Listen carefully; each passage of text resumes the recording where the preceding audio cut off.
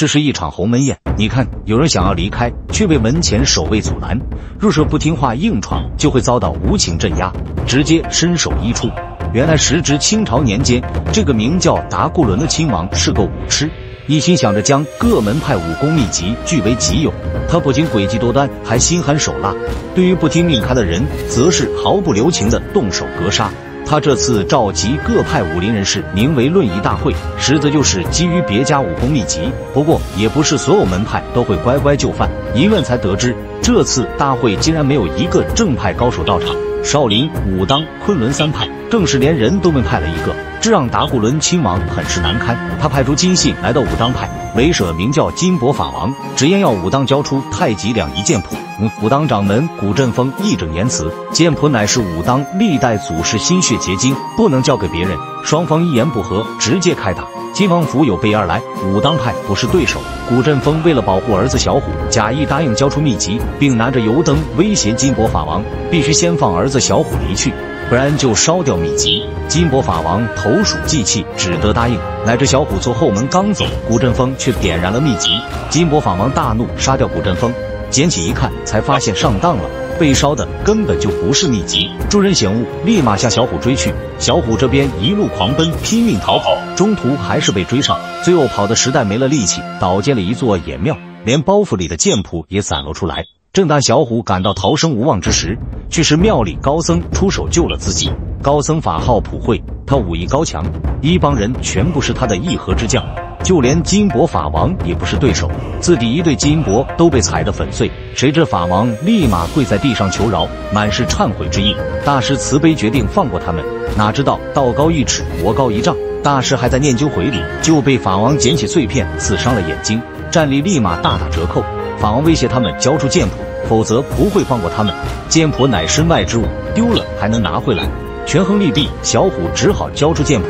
武当派剑谱到手，亲王志得意满，然后又威逼昆仑派掌门交出霹雳拳谱和清风剑。就这样，除了少林，天下武功都已收齐。然而少林实力强悍，守卫森严，亲王派人卧底3年，始终无一所获，这让达固伦很不甘心。可突然神色微变，露出诡异笑容，似乎心里已经有了主意。这天，一群官兵正在追杀一个和尚，一路追到少林寺门前。和尚惊恐地看着追来的官兵，奋力地拍打着寺门。眼看着和尚就要毙命之时，一帮僧人出手救下了他。见小和尚又聋又哑，一只眼睛也秃噜出来，少林僧人心怀慈悲，就将他留在了少林寺。然而这个和尚果然有猫腻，一到晚上他好像就换了一个人。他悄悄潜入藏经阁，找到一本秘籍，调包偷了出去，就连藏经阁主持也没发现异样，可见此人身手确实不一般。另一边，高僧救下小虎之后，隐居山林之中，每日教他习武练功。高僧见他拳风，亲为点头，可见小虎基本功已逐渐扎实。高僧更是拿出一张人体穴位图，传他少林功夫。少林功夫深奥复杂，临敌过招更是千变万化，但万变不离其宗，只要出拳要快、要准、要狠。小虎颇有天资，功夫大有进展。这天，小虎来到山下吃饭，碰巧遇见一个形迹可疑的男人。他一路跟踪，来到了一处树林。男人鬼鬼祟祟进了一个隐秘地洞。小虎上前扒开密洞，发现里面藏了好几个人。从他们谈话中，竟得知一个惊人的秘密：这一伙人是达固伦的手下，而达固伦已经亲自潜入少林，意在偷取少林绝学。小虎心里没有多想，拿起石头就砸死一个。其余人飞身跃起，和他打了起来。小虎已是今非昔比，几招就干掉了他们。只可惜大意放走了一个。小虎回到家中，立马将此事告诉师父，希望师父可以重回少林，告诉方丈。然而高僧却有自己的苦衷。原来高僧是方丈师弟，两人理念不同。高僧主张团结武林各派，共同对付清廷，而方丈精通禅理，不习武功，却不问俗事。高僧只得将自己的佛珠交给小虎，让他去见方丈，找出达固伦。然而由于小虎打草惊蛇，达固伦这边已然有人通风报信。当小虎找到他只是骂不还口，打不还手，加上乔装掩饰得很好，一众僧人都被他蒙蔽，反而认为小虎在滋事。小虎只好告知当日所闻，带着几个僧人来到寺外。然而地洞和尸体早已不见，少林寺更是不再相信他说的话。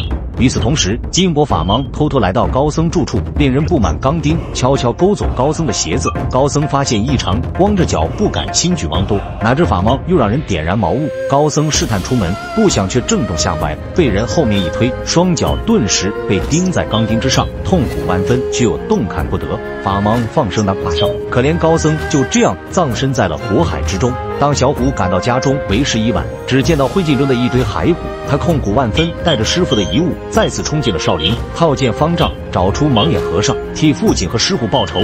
然而主持怎么也不相信他说的话，没有办法，小虎只能硬闯。小虎得到高僧真传，一会儿功夫就破到少林罗汉阵，正要继续前进，却被守在门口的2个和尚拦下。两人正是降龙、伏虎2位尊者。降龙拳法刚猛，伏虎腿功凌厉，强如仙道的小虎完全不是对手，毫无还手之力，背上包袱都被打落在地。这时降龙看到包袱中的遗物，却停了下来，原来此物正是高僧的法印。众人这才相信了小虎，同时也得知高僧遇害的事情，随即就带着小虎去见方丈商量对策。哪知此时方丈已经被盲眼和尚劫持，只见盲眼和尚扯下伪装，果然就是亲王达固伦。他步步紧逼，要求少林拿着秘籍到亲王府换人。众人顾及方丈性命，只得眼睁睁看着达固伦离去。方丈被劫，降龙、胡夫等人前去亲王府营救。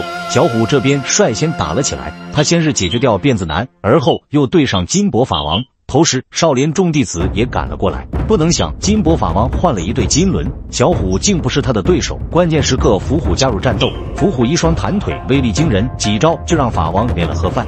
而此时府上只剩达固伦一人，别说达固伦确有一身本事，先是把小虎打趴下，而后独对降龙、伏虎还有来有回，但终究顶不过2人的上下合攻。在遭受伏虎致命一击后，不得不落荒而逃。两人追到书房，达固伦挟持方丈，想要故技重施，乃至方丈不想连累众人，撞柱而亡。降龙、伏虎见状，直接暴起，满腔怒火化作了无情的力量。降龙出拳，伏虎扫腿，硬生生落在亲王身上，哪还有他的活路？满屋子秘籍终于物归原主。